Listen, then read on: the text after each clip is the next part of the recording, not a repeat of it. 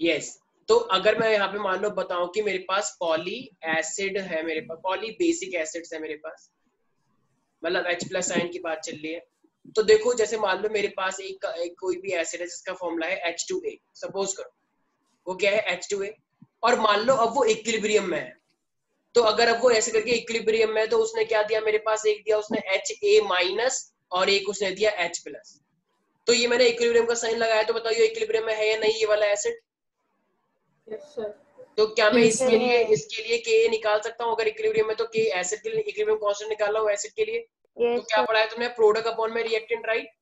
Yes sir. Yes तो इसके लिए क्या हो जाएगा मेरे पास HA माइनस हो जाएगा और ये मेरे पास हो जाएगा H प्लस, यस और नो, डिवाइडेड बाय ये क्या हो जाएगा मेरे पास H2A, तो ये मेरे पास क्या निकल के आया, Ka हो गया, Ka1 एक तरह से, ठीक है। अब मान लो ये मेरे पास HA माइनस भी है, अगर ये मान लो मेरे पास ये HA माइनस है, अब सपोज करो अगर ये HA माइनस जो है मेरे पास पहले से ही, अगर इसने A को अभी कितना H प्लस आयन और दे सकता है, क्या अभी ये एक और H प्लस आयन दे सकता है या नहीं दे सकता है मेरे भाई? H2A था, H2SO4 होता है, तो H2SO4 कितने H प्लस आयन दे सकता है अगर देना चाहे तो? दो। इसी तरीके से H2A ने पहले एक H प्लस दे दिया तो बचा क्या, HA माइनस। अब अगर वो एक और H प्लस दे देगा तो फिर A क्या बचेगा, A के ऊपर कितना चार्ज बचेगा, कोई बता सकता है? 0। अगर इसने एक H प्लस आयन और दे दिया इस वाले ने, तो कितना A पे कितना चार्ज बचेगा, सडान क्विकली? 0 -2 0 -2 हाँ वेरी गुड सडान, -2। तो A माइनस देखो H प्लस दिया तो प्लस और नेगेटिव बराबर होता है, एक और H प्लस दिया तो माइनस माइनस क्या हो जाएगा, राइट, 2 माइनस हो जाएगा, यस और no? Sorry A2 minus, got it? Yes sir. भाई अगर मेरे पास 2000 रुपए है, अगर मैं 1000 रुपए किसी को लोन दे दूंगा, फिर मैं दूसरा 1000 रुपए भी दे दूंगा, तो टोटल मेरे पास 2000 का वो हो गया ना कि 2000 मेरे पास वापस आने हैं, गॉट इट? तो वही तो है, जब उसने H प्लस दिया तो उस पे का चार्ज चलेगा नेगेटिव, 2 H प्लस देगा तो 2 नेगेटिव, 5 H प्लस देगा तो क्या हो जाएगा, 5 नेगेटिव, यस और नो? तो अब तो ये तो हुआ पहले वाले एसिड के लिए Ka1, ये मेरे पास क्या मैं बोल सकता हूँ ये दूसरे वाले के लिए, जब इसने दूसरा H प्लस आयन दिया, तो अब इसके लिए इक्विलिब्रियम कांस्टेंट क्या निकलेगा, A2 minus H plus divided by HA minus, yes और नो? यहाँ तक किसी को दिक्कत है क्या? तो अगर मैं Ka यहाँ पे तुमको बताऊं तो ये Ka1 क्या है, देखो उसने H प्लस निकाला, तो इसी चीज को हम क्या बोलते हैं, आयनाइजेशन कांस्टेंट भी बोलते हैं, ठीक है। वैसे ये है इक्विलिब्रियम कांस्टेंट, लेकिन जब भी हम एसिड की बात करते हैं तो उसी इक्विलिब्रियम कांस्टेंट को हम क्या बोल देते हैं, आयनाइजेशन कांस्टेंट। तो ये आयनाइजेशन कांस्टेंट कौन सा है, पहला या दूसरा? पहला है ना, Ka1 पहला, मतलब जब फर्स्ट टाइम H प्लस निकाला, और Ka2 क्या होगा, आयनाइजेशन कांस्टेंट पहला या दूसरा? दूसरे का मतलब, तो दूसरे वाले ने कितने H प्लस दे दिए होंगे, 2 या 1? 2। तो सिंपल सी बात है, अगर मैं तुमसे बोलूं कि कोई एसिड है, ठीक है, कोई भी एसिड अगर उसने पहले एक H प्लस आयन दिया है, तो पहले वाले H के लिए क्या बोलोगे, ionisation constant of simple ionisation constant of acid 1, फिर जब उन्होंने दूसरा H प्लस दिया है तो क्या बोलोगे, Ha2 ionisation constant of 2। Is that clear everybody? Yes sir. मेरे पास एक एसिड है H2SO4, तो उसके कितना आयनाइजेशन कांस्टेंट होंगे, 1 2 3 या 4, क्या लगता है? फिर कौन सा? मेरे पास एक एसिड दे रखा है H2SO4, तो उसके आयनाइजेशन कांस्टेंट कितने होंगे, 1 2 3 या 4? सर 2। 4।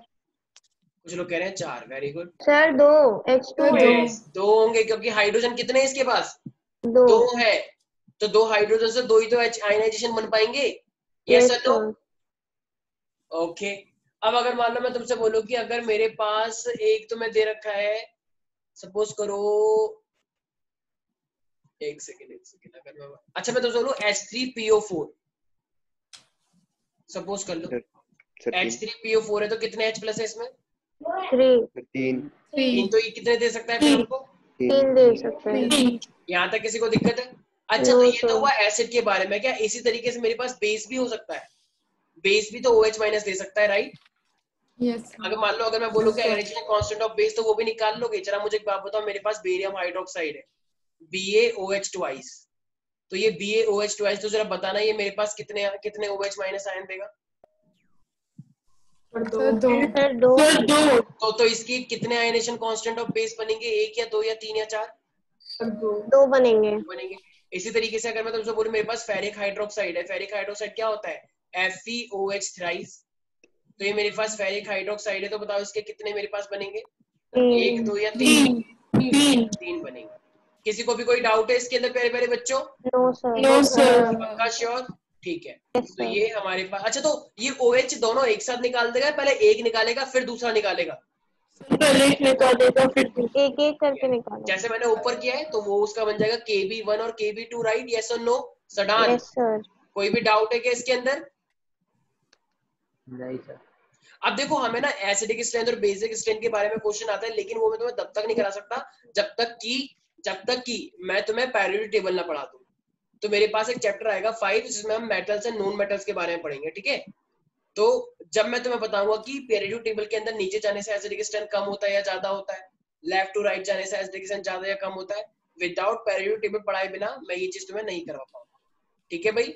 तो यहाँ तक तो किसी को दिक्कत नहीं है? No, sir.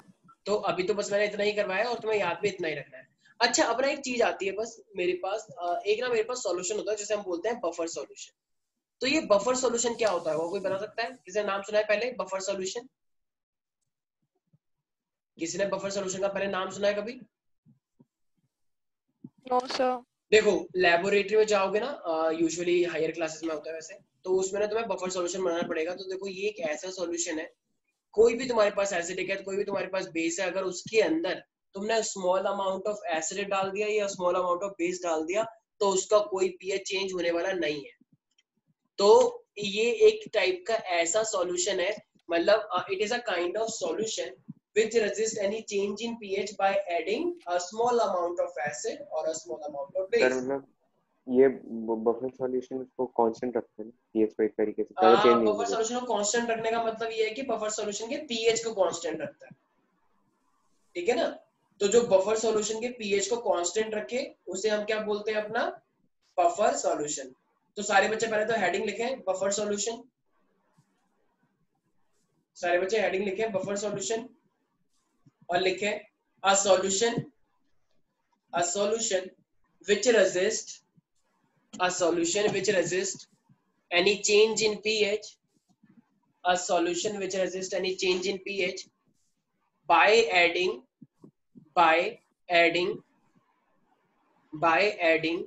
a small amount of acid or base in it, तो एक ऐसा सॉल्यूशन जिसमें हम क्या करें, कोई भी अच्छा एक चीज अंडरलाइन कर लो, स्मॉल अमाउंट। भाई ज्यादा अमाउंट में डालोगे तो फिर तो चेंज हो ही जाएगा ना, ज्यादा अमाउंट में डालोगे तो फिर तो कुछ भी हो जाएगा, लेकिन हमें क्या डालना है? हमें डालना है सिर्फ स्मॉल अमाउंट में। Is that clear? Yes, sir. तो हमें सिर्फ और सिर्फ स्मॉल अमाउंट का ध्यान रखना है, स्मॉल अमाउंट में डाल के हमें इस चीज का ध्यान रखना है। सर डेफिनेशन एक बार बता। हाँ, एक ऐसा सॉल्यूशन है जिसमें तुम स्मॉल अमाउंट में क्या डाल रहे हो? स्मॉल अमाउंट में एसिड और बेस डाल रहे हो। तो स्मॉल अमाउंट में एसिड और बेस डालने से उसका बफर चेंज नहीं होता, मतलब उसका पीएच चेंज नहीं होता है। जैसे मान लो तुमने एक सॉल्यूशन ले रखा है और उस सॉल्यूशन को जो पीएच दे रखा है तुम्हें, तो पीएच मान लो उसका है 5। तो अगर उसका पीएच तुम्हें 5 दे रखा है और तुम उसके अंदर थोड़ा सा HCl डाल दो, तो 5 से वो कितना हो जाता है? 4। यस और नो? Yes 5 sir. से वो कितना हो जाएगा? 4। लेकिन तुमने क्या चला के दिखाई? तुमने एक ऐसा सॉल्यूशन प्रिपेयर कर रखा है कि तुम थोड़ा बहुत भी डालोगे तो उसका पीएच चेंज नहीं होने वाला। इसका अपने आप में एक मैकेनिज्म होता है, पढ़ोगे। लेकिन अभी के लिए तुम्हें क्या याद रखना है? बस एक यस। तो Khushi, what is buffer solution? Can you tell me? Sir, a solution which resists any change in pH by adding a small amount of acid or base in it. ठीक है भाई। अच्छा हर्षिता, इसका मीनिंग क्या है? क्या बोला इसने वैसे? मेरे को तो समझ आया नहीं, क्या समझाना चाह रही है? सर इसका मतलब बफर सॉल्यूशन ऐसा सॉल्यूशन होता है जिसमें हम स्मॉल अमाउंट एसिड और बेस डालते हैं तो उसके पीएच में चेंज नहीं आता। अच्छा ठीक है, तो अभी यहाँ तक तो किसी को दिक्कत नहीं हो रही है जितना ही मैंने समझाया? No sir. ठीक है, अब एक बार हम देख ही लेते हैं कि किस तरीके से ये बफर सॉल्यूशन काम करता है, ठीक है ना। तो अब हम पढ़ने जा रहे हैं एसिडिक बफर के बारे में। एसिडिक बफर, देखो बफर सॉल्यूशन ना हमेशा एक चीज का ध्यान रखें, तो बफर सॉल्यूशन जो हमेशा बनाए जाते हैं ना, तो ये हमेशा क्या होते हैं, जो सॉल्ट होते हैं ये हमेशा सॉल्ट होते हैं वीक एसिड या वीक बेस के, ठीक है। तो देखो एक चीज का ध्यान रखना, ये हमेशा जैसे जैसे मान लो मैं एसिडिक बफर बना रहा हूँ, तो एसिडिक बफर के अंदर तुम्हें क्या लेना पड़ेगा, एक तो मेरे पास क्या होगा, एसिड होगा ही होगा। तो एसिड मैंने क्या बोला, ये मेरे पास होगा वीक एसिड। अच्छा सॉल्ट किससे बनते हैं, salt acid plus base. Acid plus देखो, बेस, तो salt acid plus base, plus तो तुम्हें सॉल्ट भी किसका बनाना है, सॉल्ट भी तुम्हें बनाना है वीक एसिड का, लेकिन जो बेस लोगे वो मेरे पास क्या होगा, स्ट्रॉन्ग बेस होना चाहिए, स्ट्रॉन्ग बेस। तो ये मेरे पास एक्चुअली ये प्रोसेस है बफर बनाने का। तो it is made up of two things right, एक वीक एसिड और सॉल्ट, और वो सॉल्ट भी किसका बना होना चाहिए, वीक एसिड और स्ट्रॉन्ग बेस, स्ट्रॉन्ग बेस। ठीक है भाई, ये रूल है बफर बनाने का। अच्छा अगर मैं ऐसे ही तुमसे पूछ रहा हूँ मेरे पास बेसिक बफर है, तो जरा बताना बेसिक बफर कैसे बनेगा, weak base, strong sir be weak base, strong और एसिड। सॉल्ट कैसा होगा, सॉल्ट किसका बना होगा, sir strong acid. Weak base and strong acid, am I right? Sir strong का बना होगा, अरे स्ट्रॉन्ग क्या, स्ट्रॉन्ग वीक, एसिड। हाँ स्ट्रॉन्ग एसिड और weak base, is that clear? अगर मैं बेस की बात करूंगा, बेस बफर, यस सर। अरे भाई क्या हुआ तुम लोगों को, शांत क्यों सर हो रहे हो? क्लियर। सर आ गया। तो ये मेरे पास बफर हमेशा क्या बनता है, वीक से बनता है, और सॉल्ट भी और जो वीक है, जो जिसका बना रहा है वो भी तुम्हें वीक ही लेना है, बस जो दूसरा वाला है उसे स्ट्रॉन्ग लेना है। अब देखो, अब मैं अगर यहाँ पे बात करता हूँ तो देखो इसका मैकेनिज्म कैसे काम करता है। मान लो अब मैंने क्या बोला, बफर हमेशा कितनी चीज से बनता है एवरीबडी, दो चीजों से, एक एसिड और एक सॉल्ट। बेसिक की बात करेंगे तो बेस और सॉल्ट राइट। तो मान लो, तो अच्छा वीक एसिड क्या होता है, मोस्ट कॉमन वीक एसिड कौन सा होता है, कोई बता सकता है क्या? Sir citric. सिट्रिक, अरे कैन आई से ethanoic acid CH3COOH। Yes sir. तो मान लो ये मेरे पास क्या है, CH3COOH है। अब ये CH3COOH ऑब्वियसली बात है, अगर कहीं पे भी CH3COOH होता है तो ये कौन किस तरीके से टूट सकता है, बताओ? ये अगर कोई भी सॉल्यूशन है तो ये इस तरीके से अपने आप टूट सकता है या नहीं टूट सकता है, यस सर। क्योंकि वो एसिड है। तो CH3CO- और H+ में तो टूट ही सकता है, यस और नो एवरीबॉडी? यस यस और सर। एसिड की प्रॉपर्टी होती है H+ आयन देना। Yes sir. अब मैंने क्या बोला, और सॉल्ट भी तो होना चाहिए, वीक एसिड और स्ट्रॉन्ग बेस का। अब वीक एसिड तो CH3COOH हो गया, और स्ट्रॉन्ग बेस क्या हो गया, मान लो NaOH। तो OH वहां से और H यहाँ से तो H2 निकल जाएगा यस सर। भाई, Yes, sir. Neutralisation Yes, reaction sir, से yes. तो कहते हैं। CH3COH मान लो वीक एसिड ले लिया और कह रहा है स्ट्रॉन्ग बेस, तो स्ट्रॉन्ग बेस ले लिया, तो ये वाला OH और ये वाला H क्या बन जाएगा, H2O। तो मेरे पास कैसा सॉल्ट बनेगा, कहना इसे CH3COONA। तो ये जो CH3CONA बना है तो यही तो मेरे पास सॉल्ट है, वीक एसिड और स्ट्रॉन्ग बेस का, यस और नो एवरीबॉडी? Yes sir. तो ये जो मेरे पास बफर बनकर, ये जो मेरे पास सॉल्ट है, तो ये एसिडिक बफर के लिए हुआ नहीं हुआ, तो इसका मतलब ये भी तो प्रेजेंट है सॉल्यूशन में, बफर के अंदर। Yes sir. CH3, अच्छा ये कैसे टूटता है फिर, तो ये कैसे टूटेगा, सॉल्ट है ना मेरे पास, तो सॉल्ट कैसे टूटेगा, can I say that salt तो इस तरीके से टूट रहा होगा, CH3CONA और प्लस का Na, राइट? तो इसका मतलब सॉल्यूबल एसिडिक बफर के अंदर ये दो चीज ऑलरेडी होती हैं, यस और no? Yes sir. Yes sir. ये ऑलरेडी दोनों चीजें होती है। अब मान लो इसका जो पीएच है ना, इसका पीएच ऑलरेडी मान लो 3.5 है, ये मेरे पास क्या एक बफर है और इस बफर का पीएच ऑलरेडी 3.5 है, ठीक है ना भाई? ये दोनों चीजें मिलके, वीक एसिड और सॉल्ट दोनों मिलके ये बफर हुआ या नहीं हुआ, दोनों चीज मिलके। Yes sir. अब हमने क्या बोला है डेफिनेशन में, हमने बोला है when we add a small amount of acid and small amount of base, तो उसका पीएच चेंज नहीं होता है, am I right? Yes sir. अब अच्छा देखो, अब अगर मैं इसी सॉल्यूशन के अंदर मान लो थोड़ा सा मैंने क्या डाल दिया, H+ डाल दिया, तो यार अगर तुम थोड़े से अमाउंट में H+ डालोगे तो मुझे एक बात बताओ, यहाँ पे तुमको पहले से ही पता है कि ये चीजें तो उसके अंदर पहले से ही प्रेजेंट है उस सॉल्यूशन में, ये चीज भी प्रेजेंट है सॉल्यूशन के अंदर, ये चीज भी प्रेजेंट है, भाई ये भी तो यही चीज है, तो एक ही बात हुई, ये तो ये, और Na प्लस प्रेजेंट है, राइट। तो अगर तुमने थोड़ा सा एसिड डाल दिया उसके अंदर, किसके अंदर, एसिडिक बफर के एसिडिक अंदर, बफर में। हाँ, तो अगर तुमने थोड़ा सा भी एसिड डाल दिया, मतलब एक तरह से लिख दूंगा एडिशन ऑफ एसिड। अच्छा, एडिशन ऑफ एसिड या addition of small amount of acid? Small amount of Small acid. amount. हाँ, क्योंकि ज्यादा डालने से तो चेंज होगा ही होगा, फिर तो कोई ताकत नहीं रोक सकती। तो small amount of H plus डाला है मैंने। तो मान लो अब तुमने H प्लस डाल दिया। अच्छा, H प्लस जब तुम डालोगे तो बताओ वहां पे पहले से ये प्रेजेंट है या नहीं, CH3COOH। Yes sir. तो क्या वो वाला H प्लस CH3COOH के साथ अटैच हो जाएगा? देखो ये रिएक्शन मैंने इक्विलिब्रियम में बनाई है ना, Yes, तो sir. जब CH3COH से CH3CO माइनस H प्लस निकल सकता है, तो एक नया H प्लस डालने से ये वापस भी तो जा सकता है, यस और no? Yes sir. Yes, sir. तो ये H प्लस तुमने नया डाला, तो ये इस वाले आयन के साथ जुड़ के, एसिटेट आयन के साथ जुड़ के क्या फिर से ये CH3COH बना पाएगा या नहीं बना पाएगा? Yes sir. तो भाई इसका Yes, पीएच तो sir. फिक्स ही होता है, राइट। तो क्या कोई पीएच चेंज हुआ या नहीं हुआ? सर नहीं हुआ। नहीं हुआ, क्यों? अरे भाई पहले भी यही चीज थी और अब भी यही चीज है, तो पीएच ही है। यस एक तुमने हनी लिया, मान लो हनी इतना सा लिया, उसका पीएच चेक किया, कुछ आया। अब हनी इतना बड़ा लिया, बहुत बड़े टैंकर में, उसका पीएच लिया, तो तब भी तो पीएच उतना ही आएगा। अमाउंट से Yes, फर्क sir. नहीं पड़ता है, अमाउंट कितना भी ज्यादा हो जाए उससे फर्क नहीं पड़ेगा, वो कितना स्ट्रॉन्ग है कितना वीक है उससे फर्क पड़ता है। आया समझ में? तो ये H प्लस डाल के हमने उसका अमाउंट तो बढ़ा दिया, लेकिन उसका नेचर चेंज नहीं कर पाए हम। आया समझ में? Yes, sir.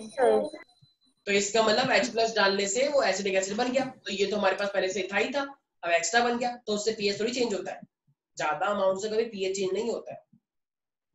ठीक है भाई? नहीं आया कुछ समझ? सर आ गया।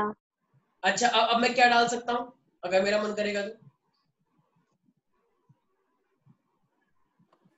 Sir OH।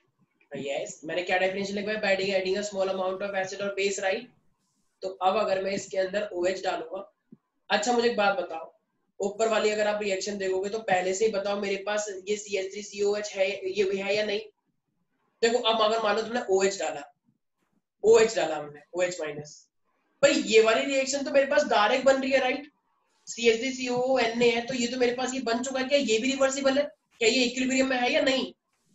Yes, नीचे sir. वाली No, रिएक्शन, सर है। नीचे वाली रिएक्शन इक्विलिब्रियम में है? नहीं है. No, सर ये sir. नहीं है। सिर्फ ऊपर वाली है ना, नीचे वाली थोड़ी है। तो इसका मतलब ये OH ये जो डालते हैं ना वो हमेशा इक्विलिब्रियम रिएक्शन से रिएक्ट करता है। तो ये वाला जो OH मैंने डाला, तो बताओ ऊपर वाली रिएक्शन में CH3COOH था या नहीं था? ये वाला Yes, सर sir. था। तो ये इक्विलिब्रियम में जाके अब फॉरवर्ड बना सकता है। देखो यहाँ पे तो ये क्या हुआ, एक तरह से बैकवर्ड। भाई ये एक तरह से देखा जाए एसिड के डालने से तो बैकवर्ड आ गया, अब बेस के डालने से मान लो यहाँ पे जुड़ गया, तो ये बताओ फॉरवर्ड जा सकता है? फॉरवर्ड। तो OH और CH3COH, तो मेरा क्या बन जाएगा जरा बताना इसमें डालने से? कहना ही से कि ये मेरा पास बन जाएगा CH3CO माइनस और H प्लस और OH माइनस क्या बन जाता है भाई? H2O। भाई ये वाला H प्लस और ये OH माइनस H2O, क्या H2O से कभी pH चेंज होता है? No, sir. H2 से कोई इतना फर्क नहीं पड़ता हमारे पास। तो देखो क्या CH3CO माइनस पहले से था या नहीं था? था। Yes, sir. और अब जब मैंने OH डाला थोड़ा सा, तो OH के डालने से अब भी तो यही चीज बनी। तो क्या कभी अमाउंट के बढ़ने से pH चेंज होता है क्या? No, sir. तो इसका मतलब जब मेरे पास ये सेम वही चीज बन गई जो पहले से थी, तो क्या pH में कोई चेंज होगा? No sir. No, sir. तो समझ में आया किस तरीके से वर्क करता है? Yes, sir. तो इसी को हम क्या बोलते हैं? इसी को हम बोलते हैं बफर सॉल्यूशन। सो सक्षम, मैंने क्या बताया, what is a buffer solution? Sir buffer solution sir वो होता है जिसमें आप सर हम एसिड और बेस बोल डालते हैं स्मॉल अमाउंट में, ताकि पीएच में कोई कांस्टेंट चेंज नहीं होता, कांस्टेंट ही रहता है पीएच। ताकि पीएच में कोई चेंज ना हो, ठीक है। Yes sir. रेजिस्ट का मतलब क्या होता है? जो रोके।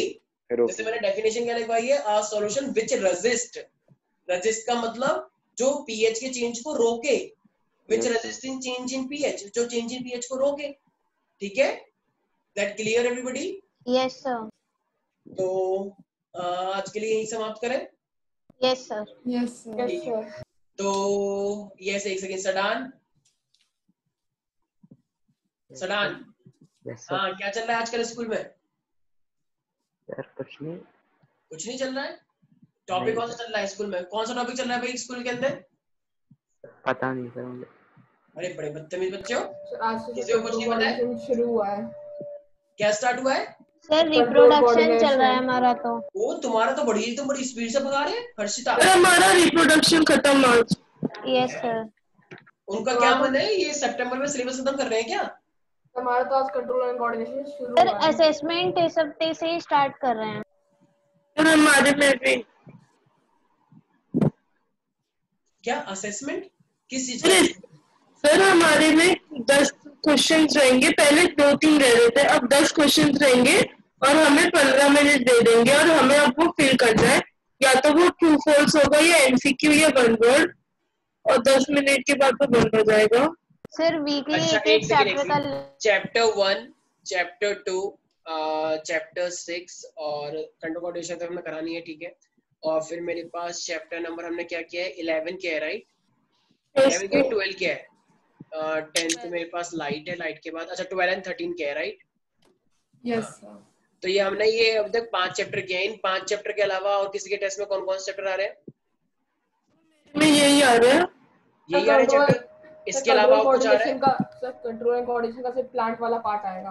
अच्छा, कंट्रोल कोऑर्डिनेशन का सिर्फ प्लांट वाला पार्ट आ रहा है, और सर किसी का हमारा कुछ? तो पूरा आ रहा है। अच्छा, पूरा आ रहा है। और कोई कंट्रोल कोऑर्डिनेशन के? अरे और कोई बच्चा है कंट्रोल कोऑर्डिनेशन वाला? और कोई बदतमीज नहीं बच्चा? ठीक है, चलो वेरी गुड। पर हमारे स्कूल में बहुत टाइम लगेगा कंट्रोल एंड कोऑर्डिनेशन में, क्योंकि वो लोग एक चैप्टर ले रहे हैं, वो भी वीक में एक बार।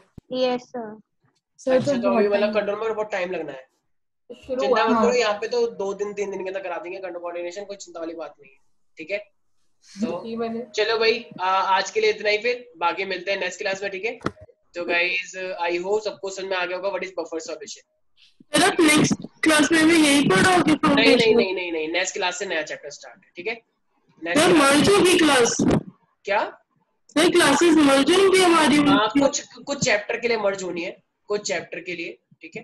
वो मिल जाएगा नोटिफिकेशन जैसा भी होगा। अभी के लिए चलो, bye bye, take care. Bye sir. Thank you sir.